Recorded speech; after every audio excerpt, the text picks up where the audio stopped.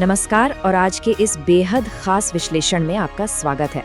आज हम एक ऐसे 2300 साल पुराने रहस्य से पर्दा उठाने जा रहे हैं जो सिकंदर महान यानी अलेक्जेंडर द ग्रेट की मौत के बारे में इतिहास की किताबों में लिखी हर बात को पूरी तरह से पलट कर रख देता है।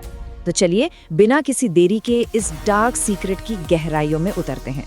जरा सोचिए, जो इंसान दुनिया जीतने निकला था, जिसके सामने बड़े बड़े साम्राज्य ताश के पत्तों की तरह ढह गए, वो अचानक इतना बेबस कैसे हो गया? क्या सच में उसे उसके ही शरीर ने धोखा दिया था, या फिर उसके पतन का कारण उसके सबसे करीबी दोस्त थे?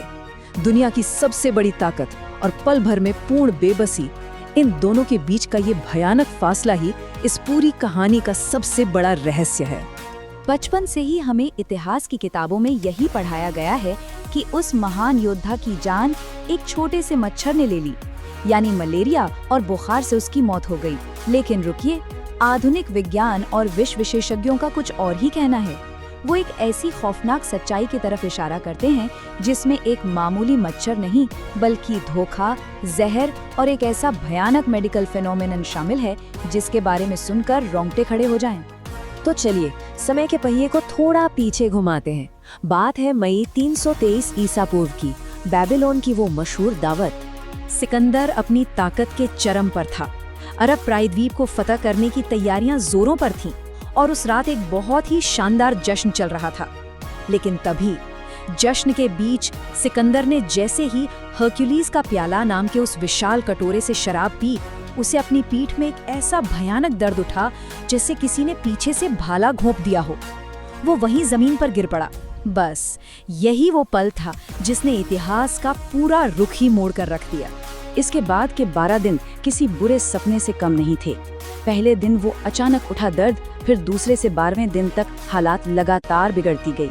तेज बुखार, शरीर में पूरी तरह से लकवा मार जाना और यहाँ तक कि उसकी आवाज भी चली गई। आखिरकार 13वें दिन उसे आधिकारिक तौर पर मृत घोषित कर दिया गया। ये कितनी बड़ी विडंबना है ना, कि बाहर उसकी विशाल सेना अपने अजय राजा के लिए आंसू बहा रही थी और महल के अंदर ही एक बेहद घिनौनी साजिश रची जा रही थी। और यहीं से शुरू होती है जहर की वो खौफनाक साजिश। अगर हम बीमारी के उन लक्षणों से आगे बढ़कर इस हत्या की थ्योरी के संदिग्धों पर नजर डालें तो सबसे ऊपर नाम आते हैं उसी के सबसे भरोसेमंद जनरलों के, कैसेंडर और टॉलेमी।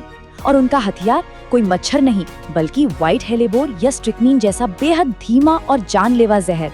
मकसद बिल्कुल शीशे की तरह साफ था, सिकंदर के उस विशाल साम्राज्य को आपस में बांट लेना। जरा सोचिए, इस मौत से सबसे ज्यादा फायदा किसे होने वाला था? जाहिर है इन्हीं लोगों को। लेकिन कहानी यहाँ खत्म नहीं होती। इसके बाद होता है 6 दिन का चमत्कार। जैसे ही लालची जनरलों ने सिकंदर को मृत घोषित किया, एक ऐसा ऐतिहासिक अजूबा हुआ जिसने सबको सन्न कर दिया। पूरे 6 दिनों तक, जी हाँ, पूरे 6 दिनों तक बेबीलोन की उस भयंकर चिलचिलाती गर्मी में भी सिकंदर का शरीर बिल्कुल नहीं सड़ा, उसमें से कोई बदबू तक नहीं आई। उस जमाने के लोगों ने तो इसे सच मान लिया कि सिकंदर कोई आम इंसान नहीं, साक्षात एक भगवान है। लेकिन क्या विज्ञान भी यही मानता है? इसके पीछे का खौफनाक मेडिकल सच कुछ और ही कहानी बयां करता है। अगर हम भगवान वाले उस भ्रम से बाहर निकले तो आधुनिक विज्ञान हमें एक बहुत ही डरावनी हकीकत बताता है। उसे गुइलेन-बारे सिंड्रोम नाम की एक बेहद दुर्लभ न्यूरोलॉजिकल बीमारी हो गई थी जो संभवतः उसी जहर की वजह से ट्रिगर हुई थी। इसका असर इतना भयानक होता है कि इंसान का शरीर पूरी तरह लकवाग्रस्त हो जाता है, सांसें इतनी धीमी हो जाती हैं कि वो बिल्कुल मरा हुआ लगने लगता है। लेकिन सबसे डरावनी बात पता है क्या है? उसका दिमाग पूरी तरह से काम कर रहा होता है, पूरे होश में, शरीर से लकवाग्रस्त और जिंदा दफन। ये शायद मानव इतिहास के सबसे खौफनाक शब्द हैं। जरा इस बात की गहराई को महसूस कीजिए।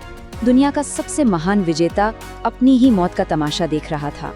जब उसके अपने लोग उसे मरा हुआ मानकर दफना रहे थे, वो सब कुछ सुन रहा था, सब समझ रहा था, लेकिन चाहकर भी अपनी एक उंगली तक नहीं हिला सकता था। वो सचमुच अपने ही लोगों द्वारा जिंदा दफना दिया गया था। और इसके बाद जो हुआ वो था एक विशाल साम्राज्य का पतन। सिकंदर के इस खौफनाक अंत के बाद घटनाओं का एक ऐसा खूनी सिलसिला शुरू हुआ जिसने सब कुछ तबाह कर दिया। सबसे पहले सिकंदर को मृत घोषित किया गया। उसके तुरंत बाद उसकी पत्नी रॉक्साना और छोटे से बेटे को बेरहमी से मौत के घाट उतार दिया गया। और अंत में वो पूरा का पूरा साम्राज्य जिसे सिकंदर ने अपनी पूरी जिंदगी लगाकर खड़ा किया था, उसे खून की नदियों के बीच लालची जनरलों ने आपस में बांट लिया। ये सत्ता की भूख का एक ऐसा खूनी खेल था जो मौत के कुछ ही दिनों के भीतर पूरा हो गया।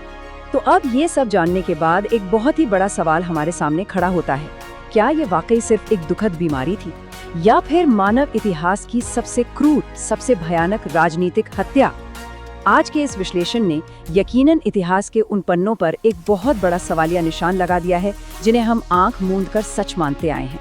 हमें हमेशा ऐसे ऐतिहासिक दावों पर सवाल उठाने चाहिए और सच की तलाश करते रहना चाहिए। हमारे साथ इस सफर में जुड़ने के लिए आपका बहुत बहुत धन्यवाद। सवाल पूछते रहिए और इतिहास को हमेशा एक नई नजर से देखते रहिए।